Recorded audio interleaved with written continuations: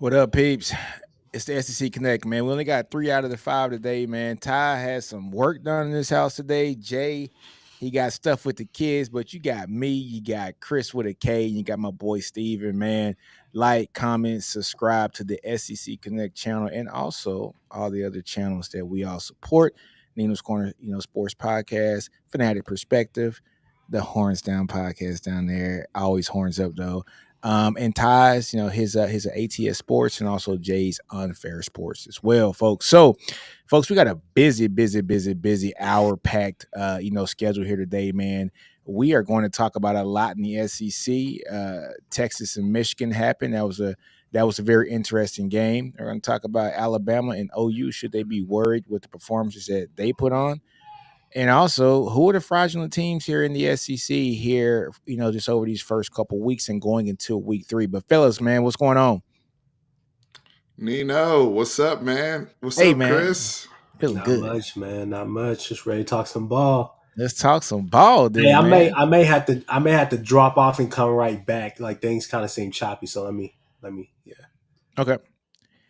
Yeah, we'll wait till Chris comes back because I want to talk about this Texas and OU. I think that's why Chris dropped off. He don't want to talk about it right now, but we know what's happened with that Texas and You OU. know, attendance.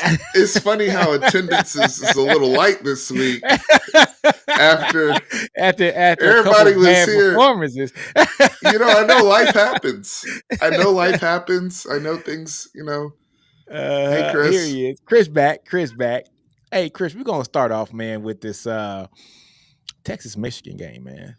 And Yeah. since you are the non-Texas person, I want to get your honest opinion and feedback on the Texas versus Michigan game when Texas went up there and won that damn thing 31-12 in the big house against the defending national champions. What you got to say about that, Big Chris?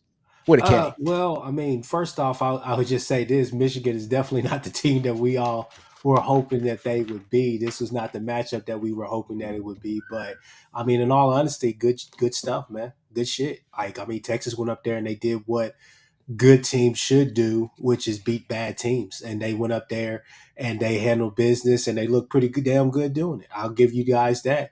Helm looks like he is. I thought Night Black was going to be the guy for you guys at tight end, but it looks like Helm has taken a leap. Quinn has really good pocket presence or whatnot.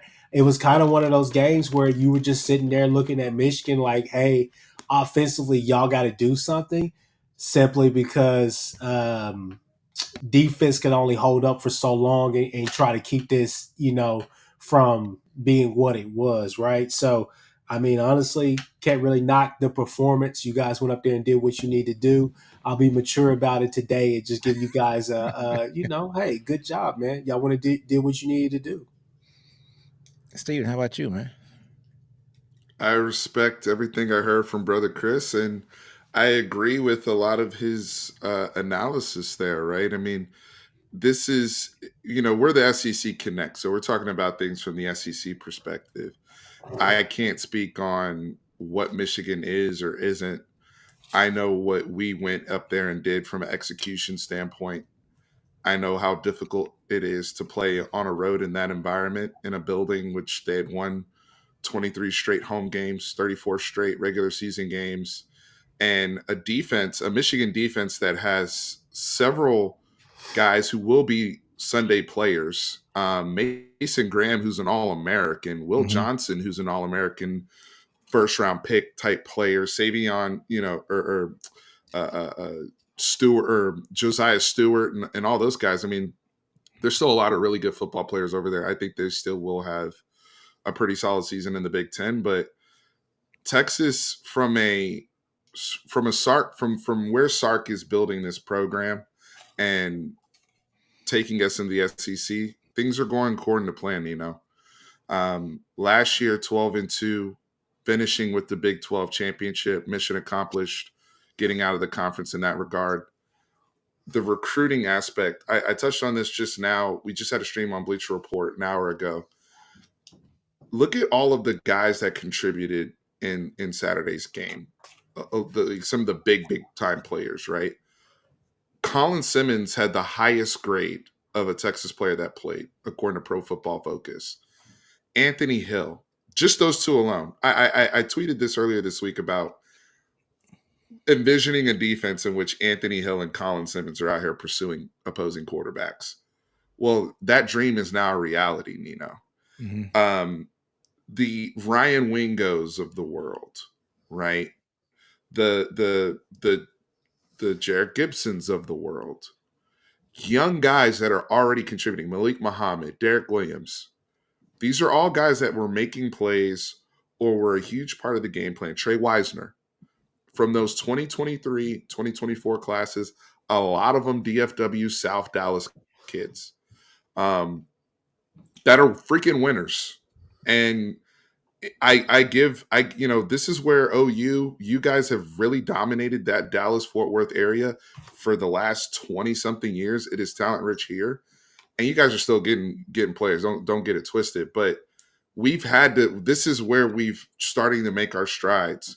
Where a lot of these players probably would have gone to either OU or Ohio State in the past. Let's just be honest. I saw J.K. Dobbins on Pat McAfee's show the other day, and he commented on Texas, and he basically, without saying it, said this type of Texas wasn't available when I came out of high school. Like that wasn't an option for me versus what it is now and what it's becoming, and the future is bright. I think from what we saw on display from a lot of those young guys, there's going to be a lot of conversation about Quinn and the big time guys, and it's deservedly so. But I'm really, really happy about my young boys and just the temperament that they had on the road. That meant a lot to me. Yeah, so talking about the young ones, right? I don't think we've ever been able to talk about this in probably the past 10 years, Stephen, which is kind of crazy to say. Um, I want to say this is that Sark is building the depth on the team, and we're starting to see that even when if Quinn goes out for a game or two, Texas isn't going to fall off a cliff because you got somebody behind them who's probably just as good, right?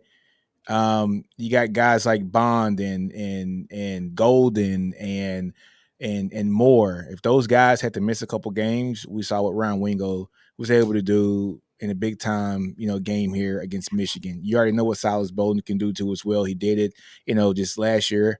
I think he had about like 750 yards last year. So you got him. You got a Jonte Cook also there, man. So you got 2 5-stars and a really good transfer as well. If Gunnar Helm goes out, people, like even Chris was saying, he thought Knoblack was going to be the guy. I mean, he's just kind of waiting just to learn the playbook all the way through, right? So the depth on this team is something that I think has been lacking a lot over the past years, and now we're starting to see it. Sark is very comfortable. We used to joke about Sark only going to play like 3, maybe 4 wide receivers, really 3. All right. Sark's, like over these last 2 games, has played about 7 each game, and in pivotal moments, not during blowout sessions. Like he was literally playing a Ryan Wingo and a Silas Bolden and a Jonte Cook throughout the entire game. All right. So that was 6 deep at the wide receiver position. And so it's Sark trusts the guys that are on his team right now. And it's just good to see that Texas does have this depth right now. But yeah, defensive side of the ball too. I thought Texas might have taken a step back this year, with losing, Sweat and Murphy. They look damn good. They look damn good. Now, mind you, Michigan's not the same Michigan as last year. I will say that. But hey, no, I say that. But this was the same thing that was said about Alabama last year when Texas went up to Tuscaloosa and won, and all Alabama did was go win the rest of their games and win the SEC championship, right? I remember the same conversation last year that Alabama, it's not the Alabama, oh, this team sucks. We got to bench our quarterback, and Yeah, but they don't have a Jalen Milroe up there. We thought that's what Orgy was well, going to be, and that's not even a slight Texas. I'm just saying I don't think that this Michigan team is going to be a. I don't know if they win I agree with you, 10 games this year. Chris. They have a problem. They have a yeah, they quarterback got a problem. problem. They got a quarterback I'm, They problem. I'm have a trying to be quarterback. I'm trying to be as respectful as possible. I'm just saying, like, No, you're right. I get the correlation between last year, but that Bama team was even at that point in time with Milroe's progression or in the Milroe journey that we're on right now. That team was still way better than what this Michigan team is now because I think Orgy is disappointing a lot of people, and I hope the kid pulls through whatever case may be, doesn't have any mental health issues or anything like that down the road because it's crazy. It's on full blown national television. What's going on? But I mean that this is Sharon Moore. You know, I saw a tweet the other day, and it was the dude whoever tweeted it was great. How the hell did Michigan not go and get another quarterback in that room? At least somebody, a tier two I guy agree. or something. Why Yeah, didn't they go and get somebody in the portal? That's crazy. They should have known during spring ball. Like you would they have should have thought. known. I mean, that's a miss on their part. That's a miss on their athletic department. But Chris, I'm gonna say this in Yeah. regards to Texas. Were we tested by good quarterback play? Absolutely not. Absolutely not. I'm not even gonna. I have Yeah, eyes, and we have eyes. We're not liars. They were terrible. Okay. I would argue that Braden Fowler Nicolosi is better than what we saw in week one. Is better than what we saw in week two. Yeah. In all honesty, but what I will say is, to Nino's point, I do think that this Texas defense on the back end with what they got with Andrew Makuba, yes, the Mhm. experience and the communication and just Johnny Nansen being there, I do think that they will show better when they play those top better tier quarterbacks. One more point I want to make real quick, and this is something I also brought up on Bleacher Report. Texas lost 2 football games last year, and they lost to 2 quarterbacks that played out of their minds. Dylan Gabriel in y'all's game, who didn't just beat us with his arm, but beat us with his legs, and hmm Michael Penix, who played out of his he mind. had the game of his life. To me, that's what it's going to require to beat Texas at this point. I'm dead serious. If you don't have a quarterback that is on or has those capabilities, you don't really have a shot. At least somebody that has the ability to do that, right? I'm not Mhm. saying that they got to be a world beater, but they have those abilities. Yeah, There's teams on our schedule that do not have that personnel. Yeah. Michigan didn't have that personnel. They won't have a chance against our speed, athleticism, and all that to overcome. That's the only way you can overcome something like that is a quarterback playing out of his I, mind. I mean, So you look at the schedule, you're right. Carson Beck, right? Like yeah. who's that guy that's gonna That's going to challenge really him. Now, throw those fits and challenge them? I just want y'all to be cautious, okay, and to take this one game at a time because we all know Sure. you can look damn good against some of these teams. Don't get into that Nash era of going in and saying that Georgia's the only competition on the thing. Like, even though that's a troll, that's still stupid. At the end of the day, y'all went up there, y'all handled business, and y'all look damn good doing it. So there's no pats on the back for that. That's what you're supposed to do. Y'all went up there and beat a team on national television, a team that people thought should have been ranked, obviously, in the preseason in the top 10 or whatnot. And guess what you did? You exposed them. So, I mean, I can't really get on here today and crap on Texas or really say anything bad about Texas per se because I mean that was a great performance. I mean, you went up there and you did what you needed to do. I agree. Well, we won't really be tested again, most likely until we play You guys. what you guys, yeah, because we'll have a bye after Mississippi State. Mississippi State Oh, just no, no, lost to that's going to be. Arizona State, Yeah, and but yeah, look, I don't want to say this. Laby's a decent I don't say decent. Laby's a good he coordinator, man. he beat us last year. Yeah, you know what I'm saying? Laby's a good coordinator, but he doesn't have the same talent that he has, At last OU. year. You know what I'm saying? So, Yeah. um, you know, like I don't want to overlook anybody in the SEC because And his anybody can beat quarterback is anybody. shaping. I'm sorry. I'm sorry. But look, man, I don't want to, honestly, I don't want to overlook anybody in the conference because you can't. That's how you get upset, right? And we've Absolutely. we saw some teams who did get upset in the first week or had the opportunity to get upset but barely put it out. We've seen it happen over the first 2 weeks, but that doesn't mean that you're a bad team. It just means look. Teams also have good players, also, man. So as good as Texas has players, so do other teams. They might not have the depth, but they have good players too. They have Yeah. a D1 scholarship for a reason. You know what I'm saying? So, But Chris, go ahead. I'll go ahead. Oh no, you're cool. I was just gonna say it seems like everybody wants to get to the obvious. They wanna talk about OU. We'll talk So about them in just a Yeah, second. Yeah, yeah, yeah, go I ahead. Go wanted to ahead. make I'm just one saying. last Texas point too, yeah, and Go we ahead. can move because I do want to talk about OU as well. yeah. The last Texas point I wanted to make, I agree. Mississippi State is the first SEC game. Test. We got to be Yeah. focused. To me, the next 2 weeks for Texas, it's health is wealth.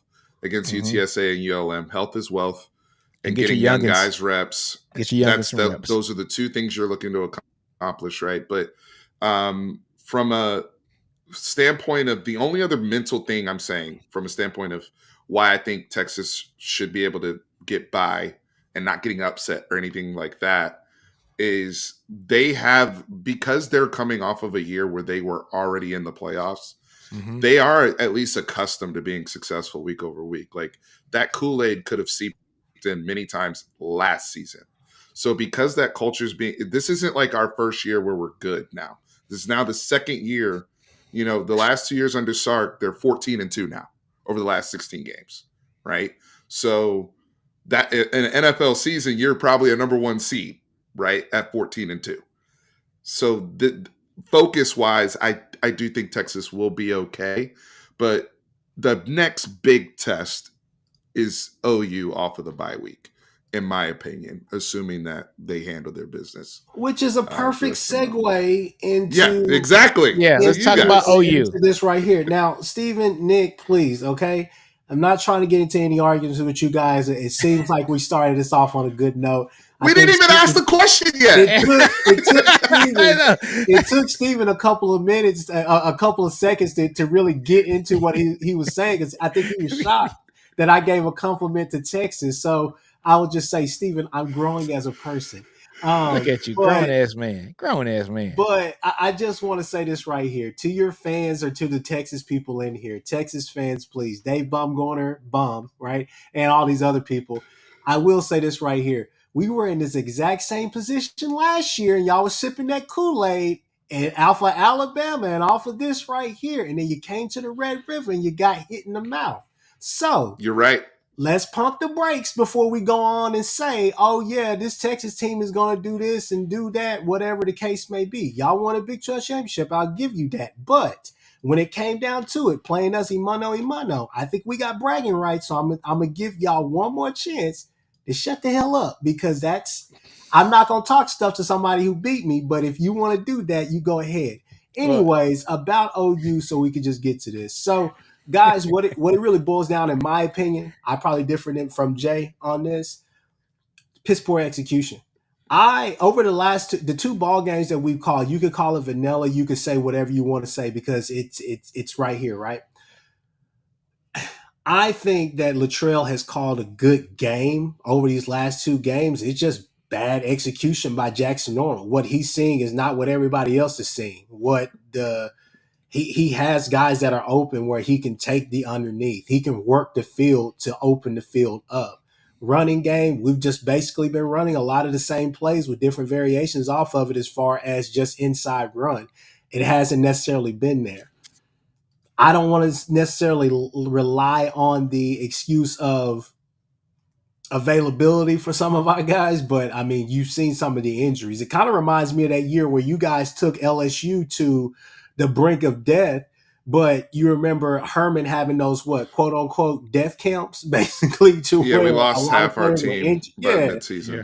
So Yeah. it's just one of those things where I want to judge this team whenever we have some of our ones back, or at least get Anderson back, get Hickman back, get guys like that, getting some continuity on the offensive line.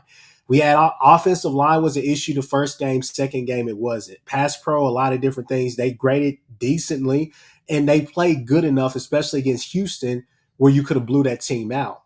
The problem really to me is not necessarily anything on the defense. I think defensively you're fine. Still would like to see a pass rush on the edge, like a true pass rush on the edge. Defensively, I think you're going to be fine.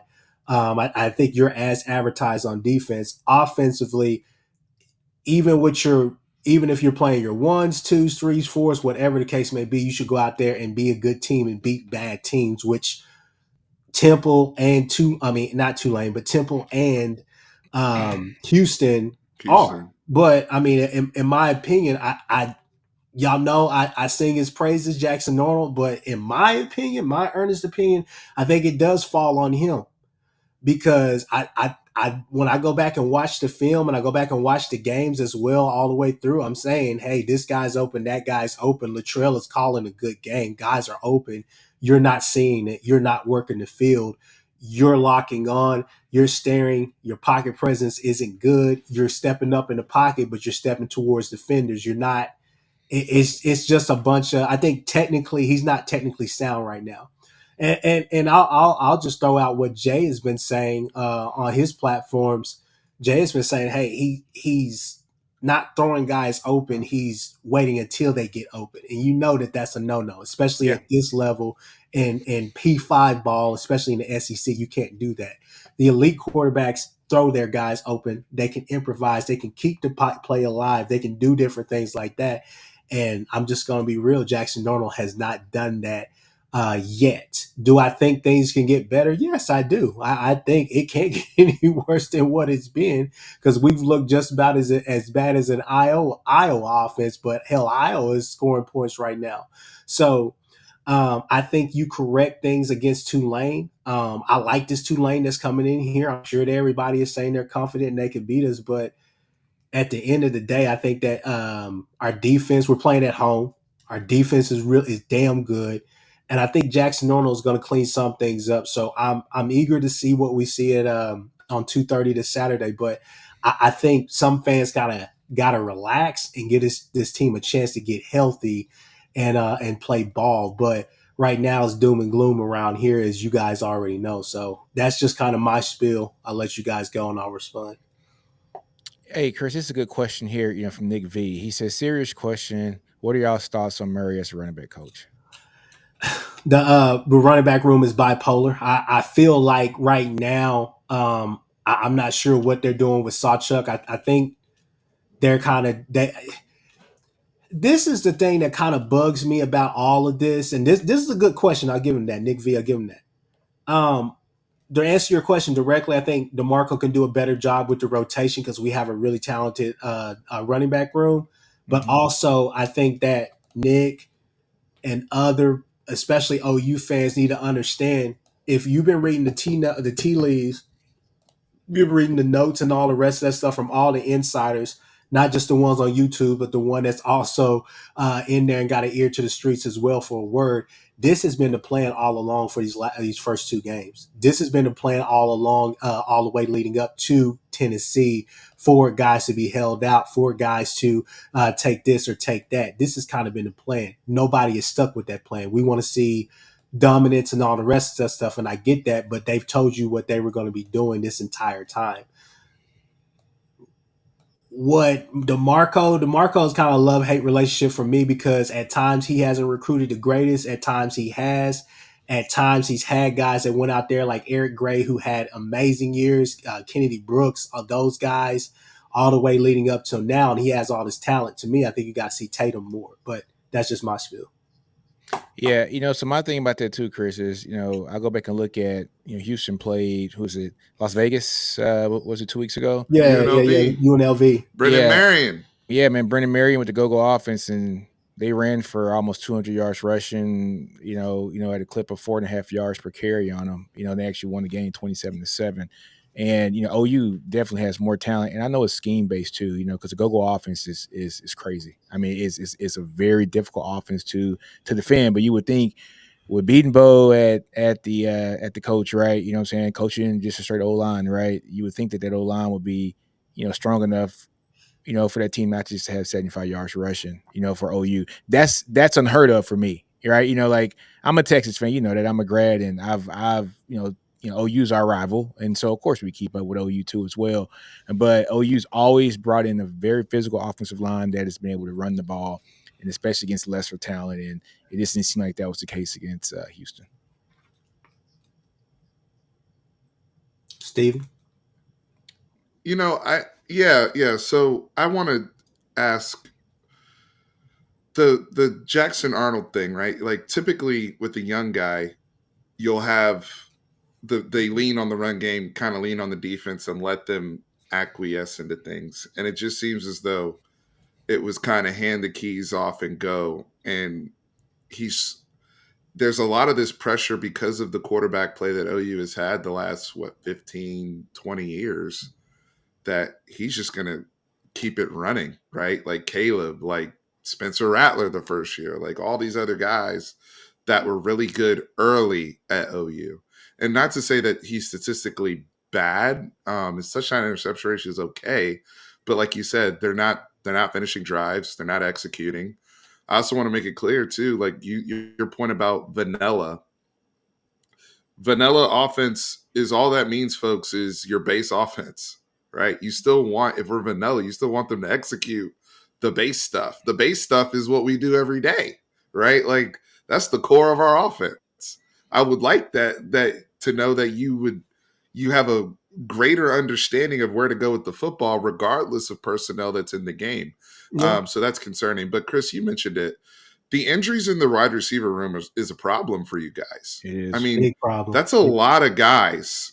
That's a problem. I mean, it's the Jaden Gibson thing. It's like, okay, we could overcome this. Then Farouk, what, breaks his foot in the Yeah. first game? Like those are, that's a guy that was your second leading receiver last year. It's Yeah. a lot of production. I, That's a lot of trust. You know where he's going to be. Now, Steven, now I'll answer these kind of in reverse. Mm. First off, Steven, one thing I will say about the offense is, and I get what you're saying. That's a good point. But, you got to understand, gotta go watch that. Gotta go watch some of those Latrell offenses in the past. I've been saying to a lot of people, go watch that film on North Texas, North Carolina, those offenses or whatnot. Like Latrell is calling a good game. Like I said, it's just execution wise. Whatever's the disconnect between Arnold and especially in that Temple game, there were a couple of times. I mean, obviously it's Temple, but there were 4 passes that were drops. Right.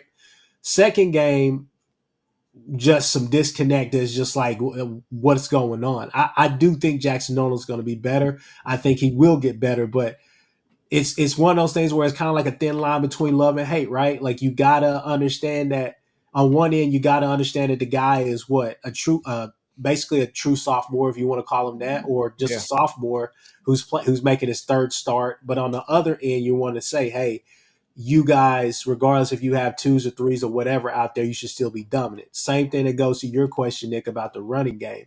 Mm-hmm. Not necessarily sure, but I think that you'll see a lot of that unpacked.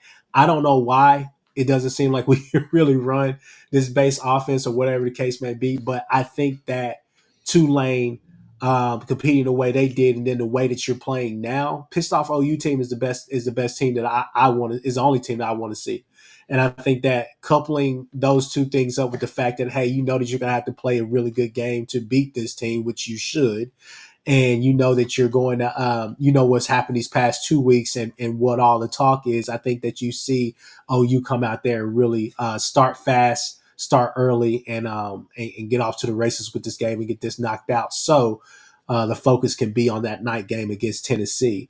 But no, I would just say, I mean, everything that you guys have said is valid. I mean, it's not anything that I can say except for, I mean, hey, we're 2-0.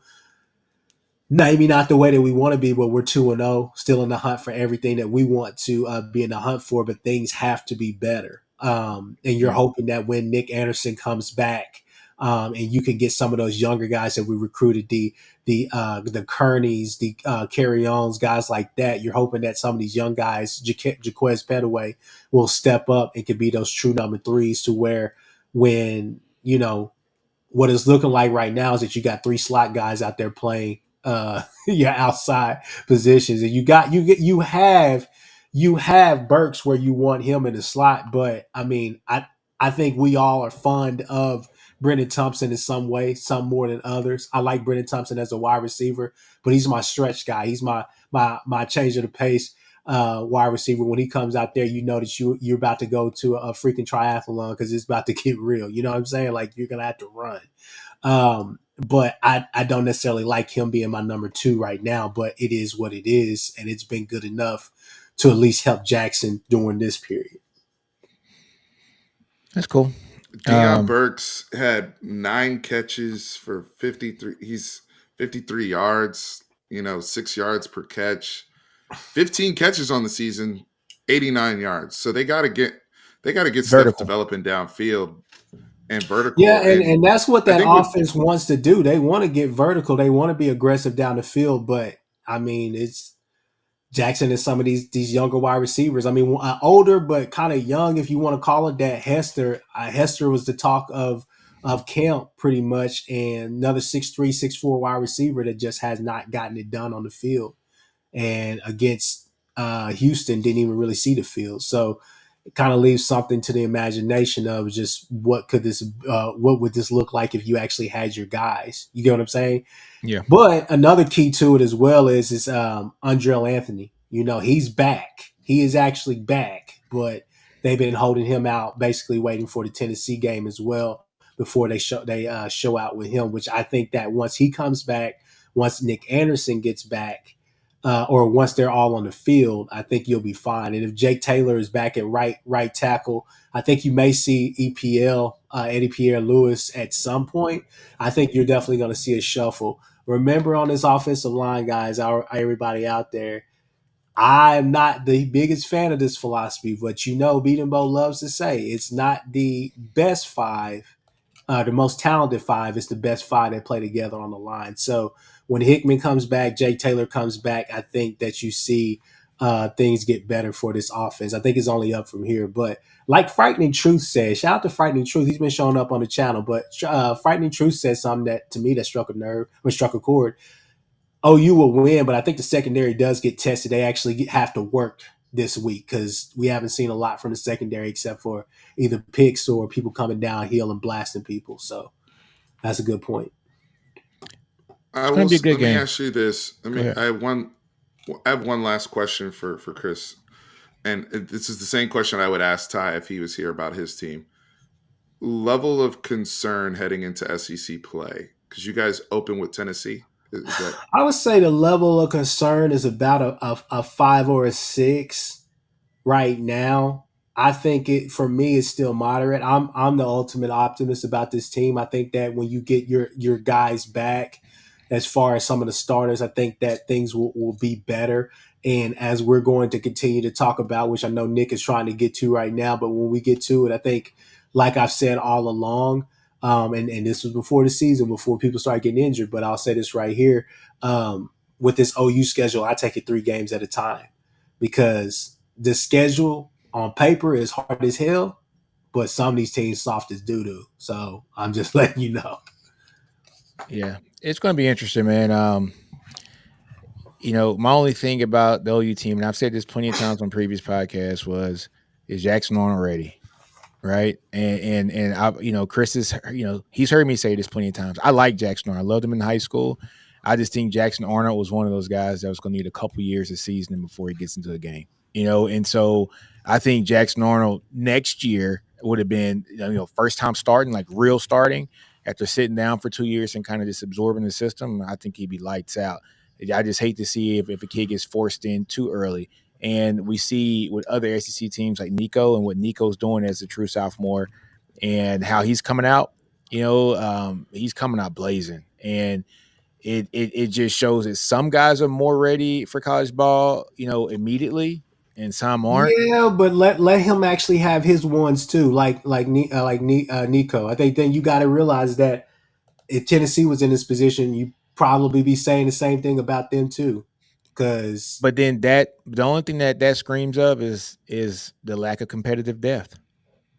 That's maybe. that's that's what that screams of, because we see other teams when they lose guys. I mean, hell, Alabama starting a true freshman who's 17 years old. If he goes out, there's still people behind him that can do the damn job. You know I'm what I'm not saying? saying that we don't have our guys, but I'm saying I think it's still a bit unfair that you're saying, hey, him with all his starters that are healthy. I mean, look, at the end of the day, you can't help the injury bug. You lose like your star guys who went out there and had all their production. You can still come in there and win games, which we're talking like this team is 1-1 right now. We're No, just talking no. about Fair. performance wise, it didn't look good. Team is still 2-0. Problem is that I mean, you just got to give him a chance. Let's judge this kid whenever he's under similar circumstances as these other kids who are going to have this help. That's my uh that's just my thing, and that's how I've been yeah, I about this but understand. whole. I understand. some of it is just and you pointed it out, Chris. Some of it is just raw decision making. Yeah, Has nothing to do with personnel, right? Like hit the check down. move the chains. Why are you throwing it? Like, there's some certain things where it's just like I see Nico doing the common sense stuff, Yeah, and I see I get that. Jackson That's good. That's Arnold a good point. trying to show it off, right? Yeah. Like some of the stuff is just like maturity Yeah, too. that's So the extra year I season think I'm talking too. about. Yeah, and I think too, like Nina, you pointed out, they're coming from a historic quarterback class. That's the other thing. I think if Jackson Arnold was like in the 2022 class with Cade Klubnik, right? Then you're like, hey, he's better than everybody else, right? Like, Yeah. but because that 2023 class, like, it's highly competitive right now. Like Dante Moore's already transferred, Rashada's already transferred. Like all these guys have been moving all over the place. But then Nico's already looking like a first round pick and all that. I mean, yeah, there's some And Nick, they pressure came there out the same to keep up time. with your peers. The story is still going to unfold, baby. They came out the same time. They same class. I know. Yeah. That's what I'm saying. Like it's just competitive with those I was type of. telling Nick that. But yeah, No, no, you no. good. But I Oh, think that's got you. what. Yeah, but I think that's what Steven was kind of getting at too. Is you see how one looks and how the other one looks, and it's two different quarterbacks. Hey, It's two different. all I'll say is right here, we got 10 games to play in this season, baby. Let's not talk about all of that when we only have Oh yeah, that's this true. That's episode true. of I two. mean, but all we can talk about is the first two games, and it has been a little lackluster from a few teams. And we'll talk about Alabama here next against USF. 2 years in a row against USF. This game was 14-13 going into the fourth quarter.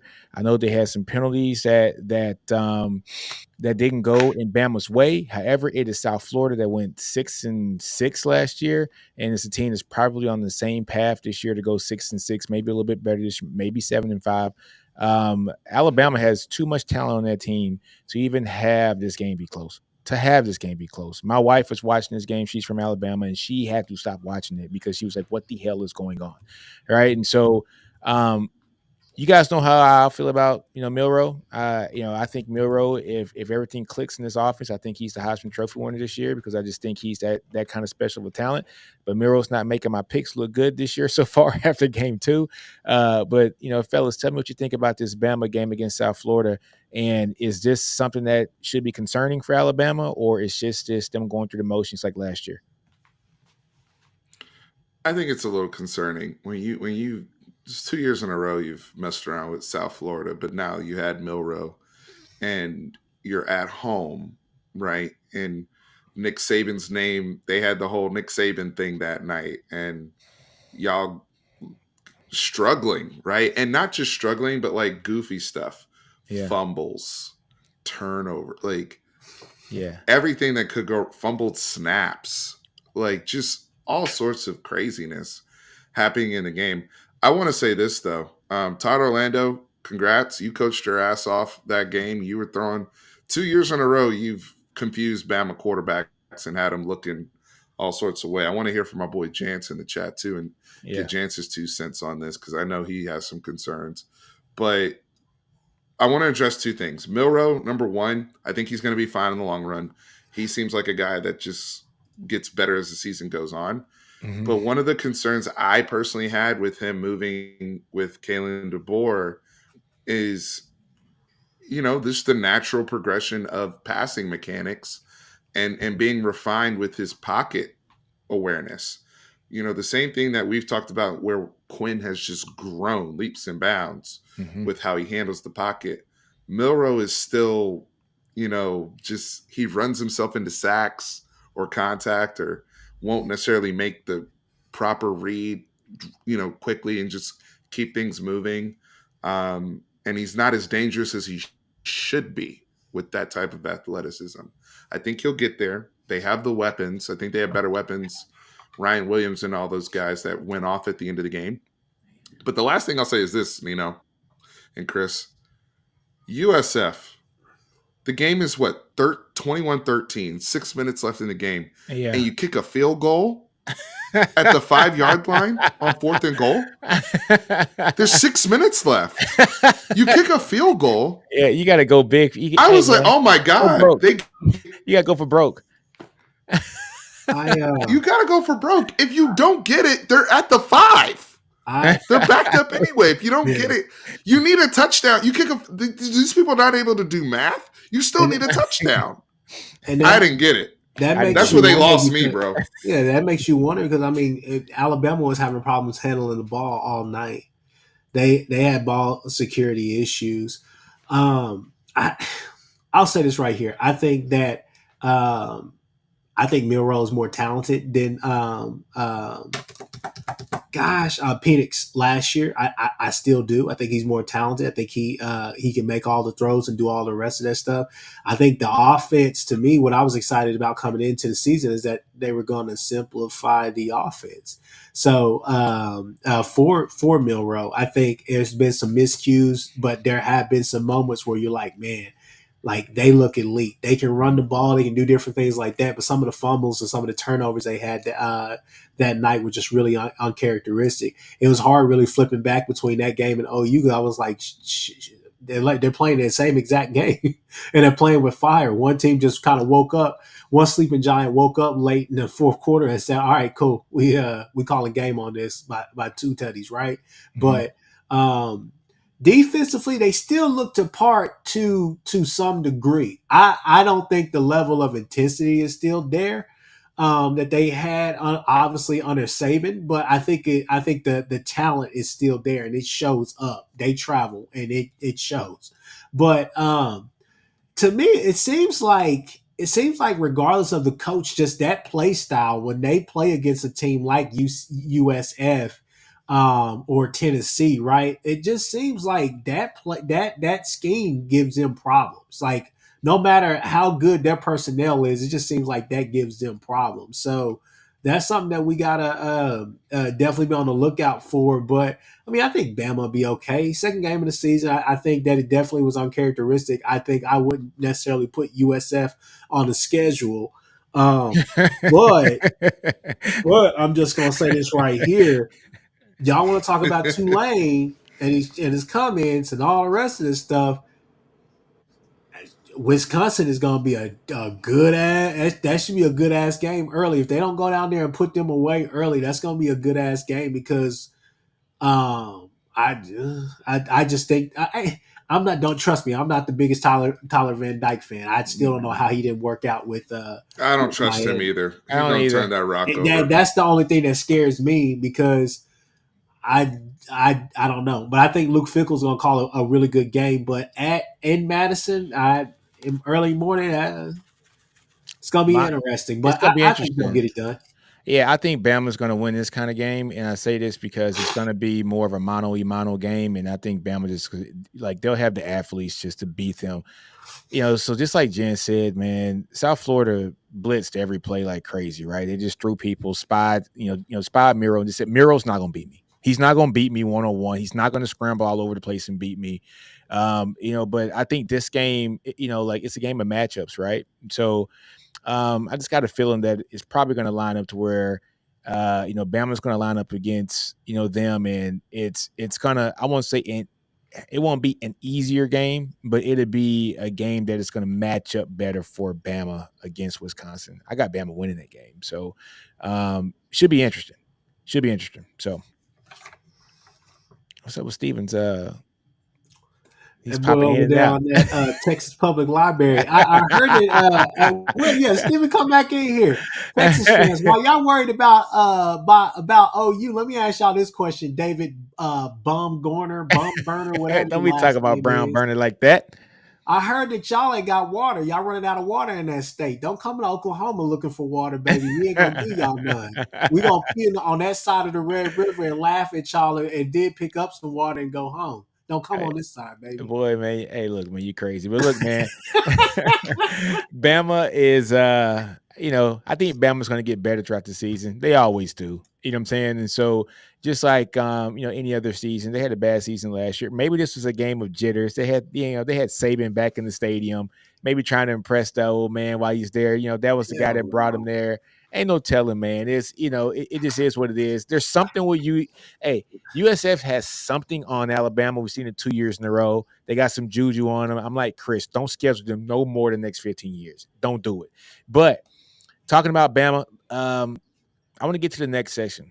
We're gonna, call this Chris's infamous title, Dogs versus Bums, Oh right? yeah. And Versus let's Doug's talk versus about Dogs. yeah, man. Let's talk about teams that we thought were bums in the SEC this week, and teams that we thought were dogs in the SEC this week. I want to start this off. Okay, my bum team, Arkansas. You're my bum team. Okay, look, Ooh, get him. look, man. I picked on Bleacher Report that Oklahoma State was going to beat y'all. Right, I did. I picked that. However, like the game was right there for you to take. It was right there. And you gave it up. You gave it up like old girl did on Uncle Shay Shay's video today, man. You just gave it up, man. You gave it up. When you put your head in that pillow, just let you know I gave it all I had. You gave it up, man. Come on, man. Arkansas, man. You gave it up. So you had a chance to win that game. I was ready to eat crow. I was ready to eat crow that game because I like Arkansas. You know what I'm saying? I do. I like them as a team. I want to see their quarterback do well this year, except when he plays Texas. You know, I like them. But I did have Oklahoma State winning this game because I do not trust Sam Pittman. But I just want to make this comment. I had yeah, Arkansas winning that game. Arkansas should have won that game by like 2 or 3 touchdowns. The Fumaruski hit yeah. them yet again. If I'm gonna pick a bomb, I'm gonna pick a bomb. Like obviously, a part of me wants to pick Auburn, but I gotta pick Kentucky. Well, What was Steven that? was talking about that earlier in the chat. Yeah. What was that? And before we get off this pod, we got to show some love to South Carolina, who has game day coming there to them for whatever reason they are. It must be a terrible week 3, but regardless, bruh, like what this is what gets you sometimes. And Steven, be quiet. This is what gets you sometimes about Lincoln Riley. This dude picked Vandergriff over over Caleb. Got it to the point where Caleb said, regardless if you take him, I'm coming there. Even if you don't give me a scholarship, I'll walk on and beat this kid out. This is sometimes it does make you wonder, like, Lincoln, what the hell are you seeing in this kid? Because this makes no sense. I'm sorry. I'm being critical. But Kentucky went out there against South Carolina, who is still trying to find whatever they're going to be outside of that defensive line, because Dylan Stewart is him, right? But I mean, you only scored 6 points. It was a home game. I don't know, man. That kind of that was surprising simply because I That's think we crazy. all believe that Mark Stoops is one of the better coaches in the SEC and in the nation. And that was just One of the surprising. better I coaches mean, in the nation. I do. I think he's one. I think he's a really good coach. I You think do. Mark Stoops is one of the better Mark coaches in the Stoops, they nation? are a consistent team. You consistently know what they are. And If he's we're gonna give consistently, if he was one of the better coaches in the nation, then he wouldn't consistently be at Kentucky. He would be somewhere else coaching, hey, okay? he was going to be at A&M until A&M went and did the A&M thing. And they said, hey, nah, we don't want him. We want to get Elko. Okay, practically the same coach. like I said, if he was one of the best coaches in the nation, he wouldn't consistently be at the University of Kentucky. All right. I will say Go he's a ahead, good, yeah. My shocking thing with Kentucky, man. Look, 17 passes for the entire game. Like your starting quarterback is 3 for 10. Yeah, I get bro. it. You ran the ball 46 times for only 139 yards. Like, what the hell is going on over there, man? Like that offense screams of just pink puke. It's just come on, man. 6 out of 17 from the quarterbacks, from both quarterbacks. 3 out of 10 for Brock. Gavin Wimsatt, 3 out of 7. The running game was non-existent. I mean, it was just I had higher hopes for Kentucky. Yeah, so they are a bum team. I would give you that, Chris. Third bum's got to be Auburn, Chris. Go ahead and lay it in to Auburn. I know you want to give it to Auburn.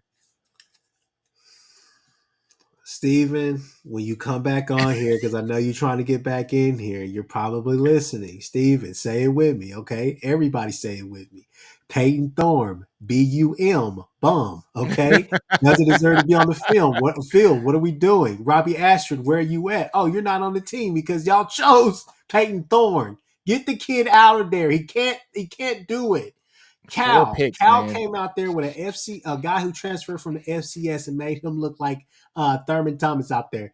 I mean, this dude was all over the field. The dude was, I mean, all I know is this right here is that I expect more from them. I'm not necessarily sure the extent of Coleman's injury, but if it's anything that lingers, that could be big issues for them too.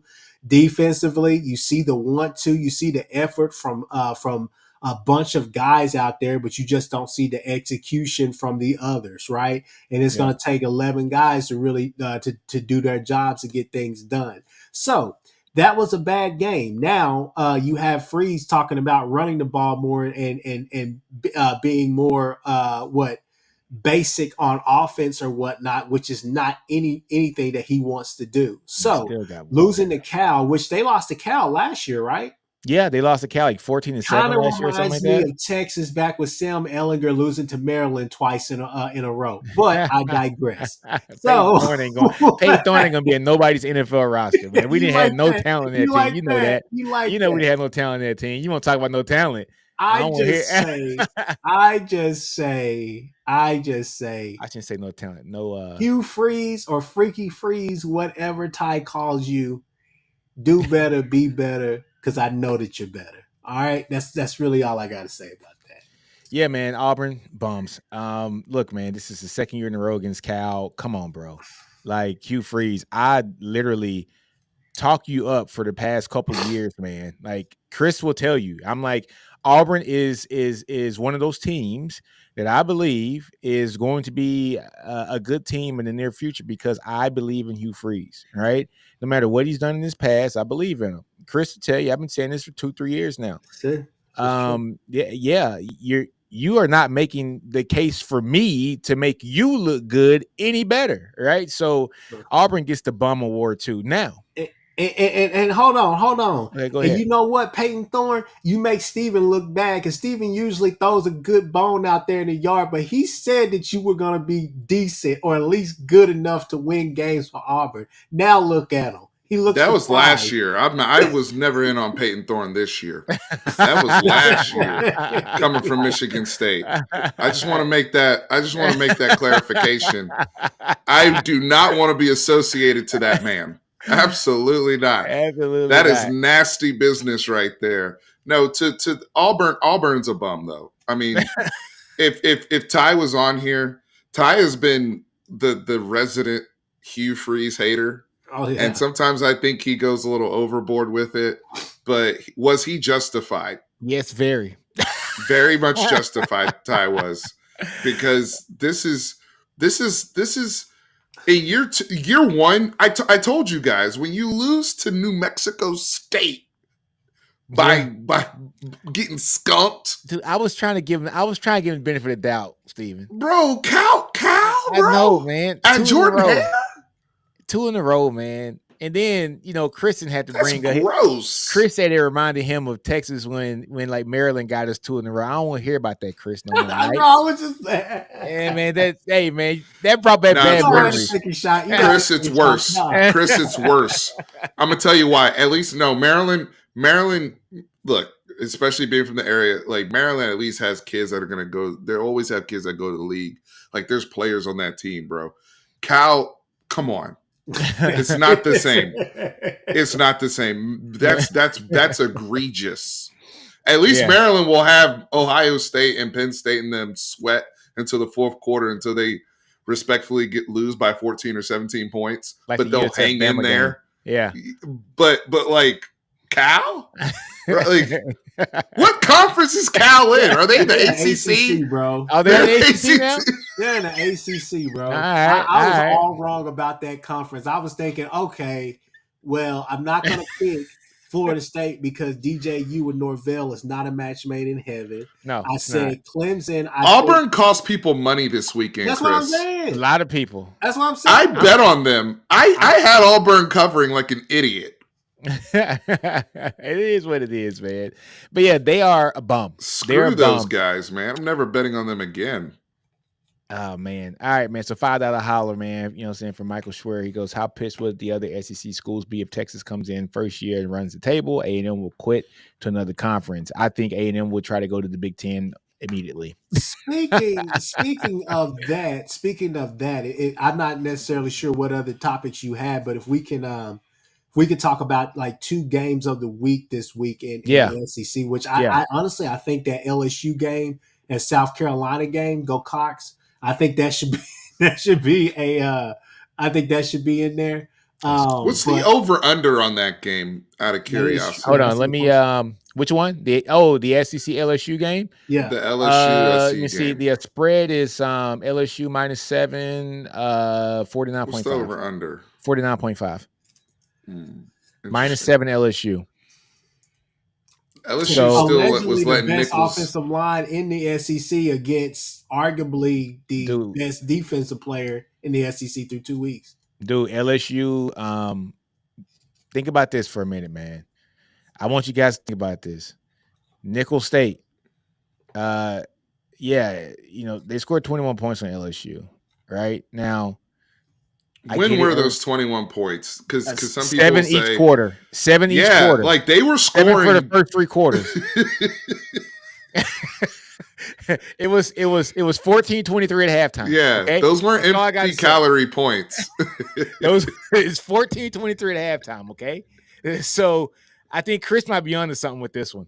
Chris, yeah, South Carolina LSU might be a barn burner. Okay, It may be it may be a 3-and-out fest. It may be a bum fight. You may have to throw the spoon out there and see who's gonna try to cut the other person, man. I'm telling you. I hate to say that, but yeah, man. I think that's gonna be a good game.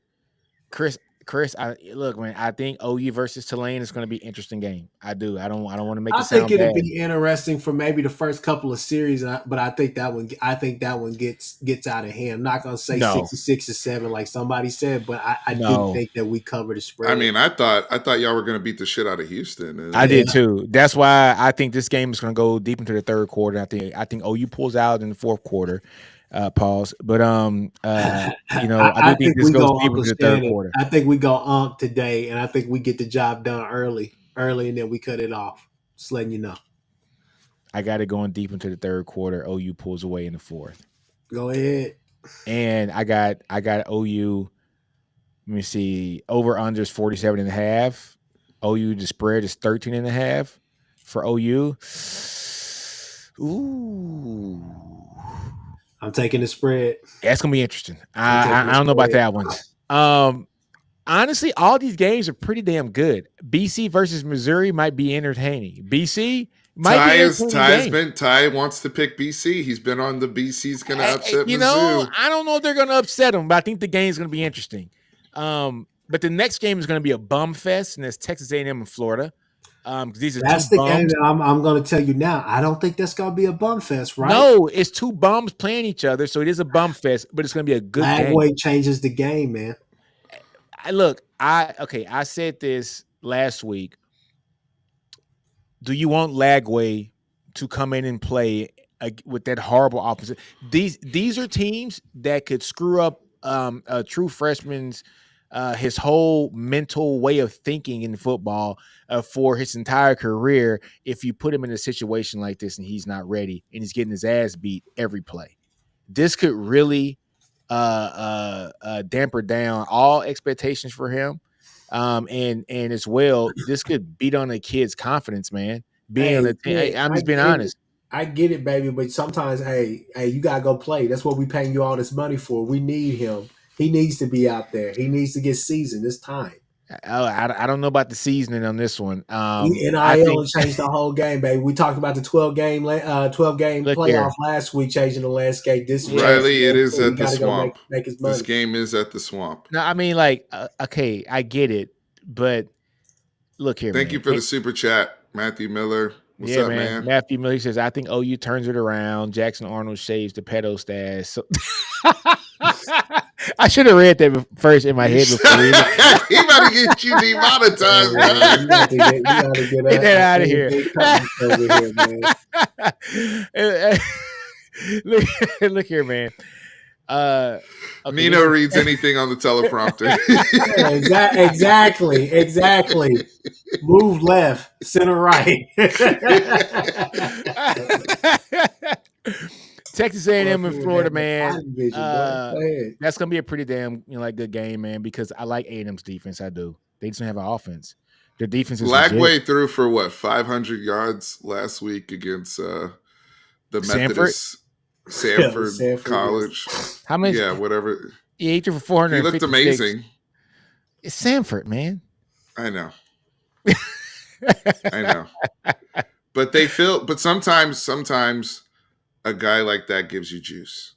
Sometimes Yeah. it just wakes the team up, and no disrespect to Graham Mertz, but when you get blitzkrieg by Miami and Cam Ward, That's true. sometimes they're looking around like, where's our Cam Ward? Right? That's true. Lagway, hey, look, man, I'm gonna watch the game because I love football, and of course I like to just watch good two big football. schools too. Yeah, two big brands, equals where I'm very shut up, man. Exactly. That's exactly what we were talking about. He got the joke. I'm done. Hey man, I'm getting cooked right now. We're sleeping on BC. We're sleeping on BC Mizzou though, because BC it's gonna be a good game. They tore up FSU. Now I don't know how much But FSU's garbage. You guys. But that little hey, but what's his name? Thomas Castellanos or whatever his name is, the quarterback. I'm surprised he stayed. I am so surprised he stayed. That guy's spicy, man. He is, man. That guy. That's a little running quarterback, right? I don't want to see that guy. Who is comparing him to Kyler Murray? It's like, shut up. That was Kyler Murray play. I mean, he's like a. No, come on, man. We talking about Kyler Murray. If you want to say poor man's version, give me a poor yeah, he's like version. a shallow Hal Kyler Murray type, yo. Yeah, like, it's like Kyler Murray. If you have certain glasses on, yeah, Kyler Murray with the shag. You know what I'm saying? With the Dallas shag. You know what I mean? That guy's good though. He is good. No. I look.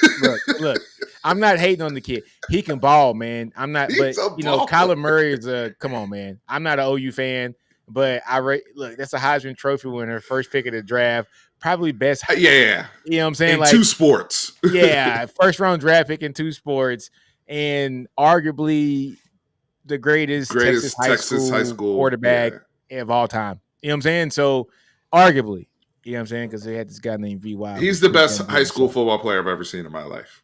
In person. In person. And I saw him. In person. And I saw him in person. In person. And I saw him. I saw Myles Garrett too, and he was cold too. Yeah, Myles Garrett was a beast, man. But yeah, so that's gonna be that BC QB is nice though. He is but nice. Missouri also though, knowing their schedule and kind of where they sit right now, they're number 6 in the country. They look good. They're covering. This could be a game where Eli and them are like drinking them are like, look, it could be, but like Missouri's favored by 16. Okay, so this is what this is the beauty about college football, right? We looked at Missouri's schedule at the beginning of the season and said this is an easy schedule. Like they should run through this schedule, and they really got 1 or 2 coming off an 11-2 season. Yeah. BC is not a walkover like we thought they were going to be. Vanderbilt's not a walkover like we thought they were going to be, folks. A&M's defense is still A&M's defense, right? Only thing that scares me about them at this game for BC is that it's at Mizzou, and they play really good at home. They do play really good at home, and they're fast. They're so fast at home too, man. So Missouri has not allowed a point yet this year, by the way. Yeah, you're right. They are up right now, 89 to zip right now. But it was against Murray State and Buffalo. Okay, well, we're going, shout out to Buffalo. I got family in Buffalo on the east side. It's all good. But yeah, man, Boston College is going to be a very, very interesting game. I still got Missouri winning this game. I like. I think this is the game that Luther Burden comes alive. He's been chilling the first couple games. This man said Walmart Kyler Murray. JB, you off the chain for this one, dog. Come on, man. This man said a shallow Hal. Come on, bruh. Steven is on one today. He did say shallow Hal. You're crazy. Look, man. This is Jay. Mizzou ain't trash, Jay. Jay's the homie, man. Mizzou's not trash. Buffalo. Come on. At this point, they won the Cotton Bowl last year. They're also 14-2 in the last 16 games. Come on. Yeah. Yeah. Hey, if So you At some buying point, drink at some stock, point, you gotta. don't do that. Don't do that. what do you say? What'd you say? If you buying that drink with stock, don't do that. Don't do that. It's all good, I man. know, I know. That's They haven't played that's not them anybody. GameStop stocks. It's Hey still Gents, how's your Buffaloes doing, buddy? 38 to zip, baby. Nah, so all right, man. Those are the games, man. It's like 9 o'clock, bro. We got a Yeah, good hour in, man. Get a little mental gymnastics up here on some football, man. Hey folks, tune in to all our shows, man. Nino's Corner Sports. We got Steven with the FP Fanatic Perspectives. I'm not gonna even say it. I'll go ahead and say it. Chris with a K with the down podcast.